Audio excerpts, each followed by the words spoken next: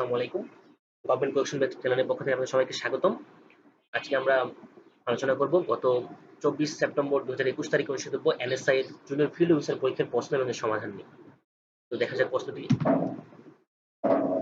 প্রথমে বাংলা অংশে রয়েছে নিচের কোনটি নচ্য তৎপুরুষ সমাসের উদাহরণ? এর সঠিক উত্তর হবে আলুনি। আলু মানে হচ্ছে লবণের অভাব। একাধিক পদের এক পদীকরণের নাম হচ্ছে সমাস। নিচের কোন বাগধাটির অর্থ মশাই? খয়ের খা বাগধাটির অর্থ হচ্ছে মশাই। অপাদানের দ্বিতীয় বিভক্তির উদাহরণ কোনটি? অপাদানের দ্বিতীয় বিভক্তির উদাহরণ হচ্ছে বাবাকে বড্ড ভয় পায়, সারা রাত বৃষ্টি হয়েছে। বাক্যটির কারক চিহ্নিত কর। এটি অধিকরণ কারক। টাউনশিপের বাংলা পরিভাষা হচ্ছে উপশহর। কোনটি অশুদ্ধ বানান? এখানে সত্য বানানটি অশুদ্ধ।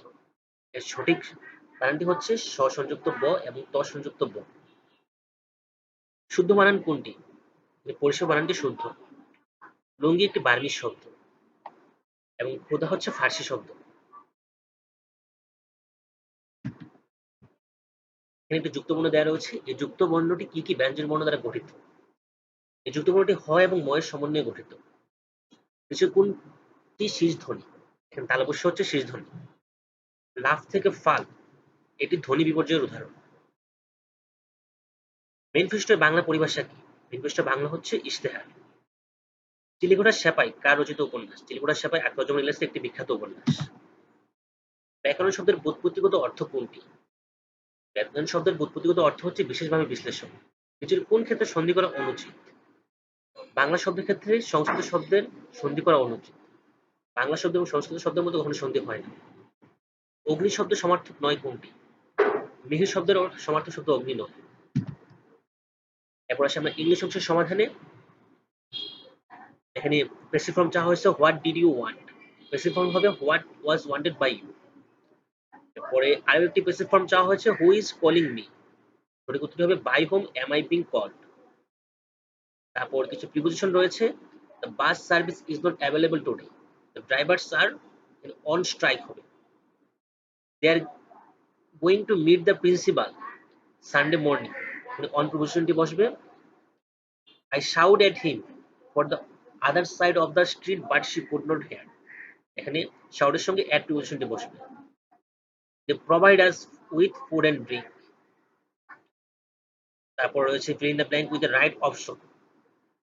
He went to school on foot. আমরা জানি on foot এর এখানে মাঝে কোনো আর্টিকেল বা কোনো কিছু বসবে না, সো এটি no article. Fill in the blank with the right option. My sister really want dress for Christmas. এখানে wants এর পরে দা বসবে।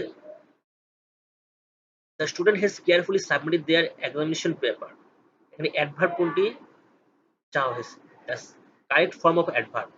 এখানে অ্যাডভার্ব হিসেবে আমরা দেখতেছি কেয়ারফুলি রয়েছে এবং এটা সঠিকভাবে দেওয়া রয়েছে। I while away my pastime with novel. Here while is an end. এখানে while একটি verb. Identify the correct antonym of the word profligate. এখানে profligate এর অ্যান্টোনিম হবে ফ্লোগার। Identify the correct synonym of the word innocuous. Innocuous এর সঠিক synonym হবে এখানে harmless. Hardly I go out after dusk. এর অর্থ হবে আমি সন্ধ্যার পর কদাচিৎ বাইরে যাই। তারপর আরেকটি বাংলা ট্রান্সলেশন রয়েছে ইট ইজ 15 মিনিট পাস্ট 4, অর্থাৎ এখন 4টা বেজে 15 minute. Correct spelling, find the correct spelling. এখানে ফরকাস্টের স্পেলিংটি সঠিকভাবে দেওয়া রয়েছে। আরো একটি কারেক্ট স্পেলিং রয়েছে, প্লেলেট শব্দটি সঠিকভাবে স্পেলিং করা রয়েছে। টেক ওয়ান টু টাস্ক মিন, এখানে টেক ওয়ান টু টাস্ক মানে হচ্ছে বিভোগ, আর ডিভিক মানে হচ্ছে তিরস্কার করা। তারপর কিছু টেন্স চাওয়া হয়েছে। টেন্সের মধ্যে রয়েছে I shall visit the 21 book fair tomorrow. আমি দেখতে পাচ্ছি সিম্পল ফিউচার টেন্স।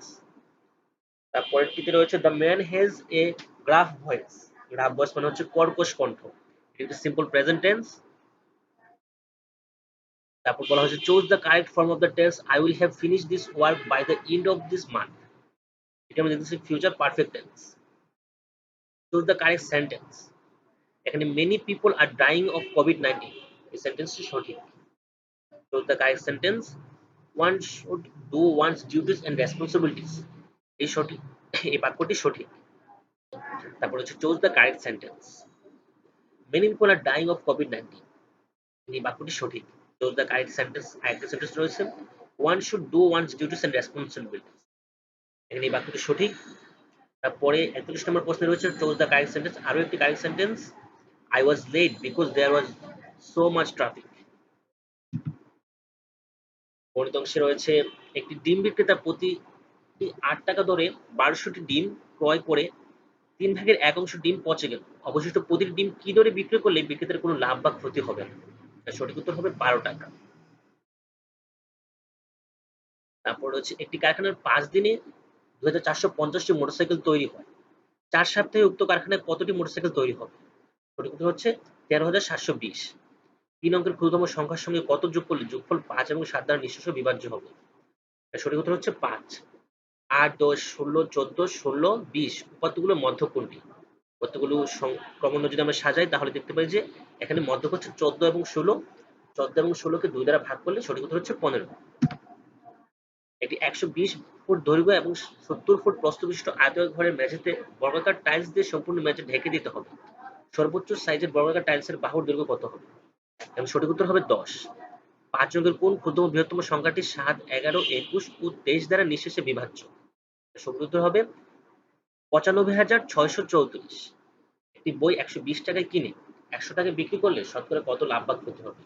সঠিক উত্তর হচ্ছে 16.67%। সঠিক উত্তরটি অবশ্য অপশনে নেই। একটি ঘড়ি 150 টাকায় বিক্রি করার করায় কমপক্ষে কত